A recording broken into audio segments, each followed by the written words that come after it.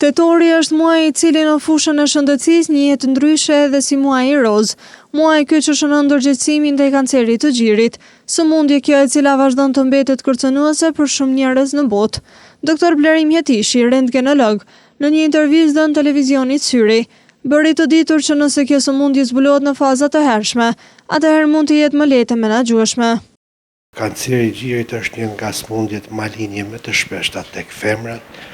Është një mutacion gjenetik që konsiston në një proliferim të çrregullt anormal të qelizave dhe ajo që është me rëndësi të thuhet është se nëse detektohet, zbulohet me kohë, në stadiet fillestare është pothuajse i shërueshëm, i menaxhueshëm dhe me prognozë të mirë.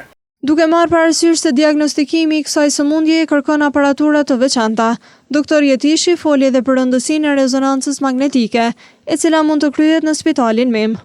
Rezonanca magnetike luan një rol jashtëzakonisht të rëndësishëm me sensitivitet deri 90% në detektimin e kancerit të gjirit, në diferencimin e lezioneve benigni nga ato malinje që ndryshe njihen si lezione mashkullore apo femrore. Është ekzaminim incizim që bëhet komplet pa rreze, domethënë është i padamshëm për organizmin. Në të njëjtën kohë ekzaminohen të dy gjinjet.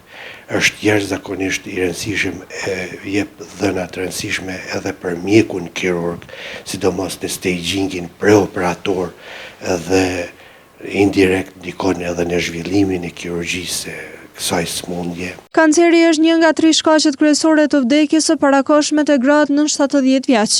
Prandaj qëllimi i analizave është parandalimi i hershëm dhe rritja e mundësive për shërim të plotë.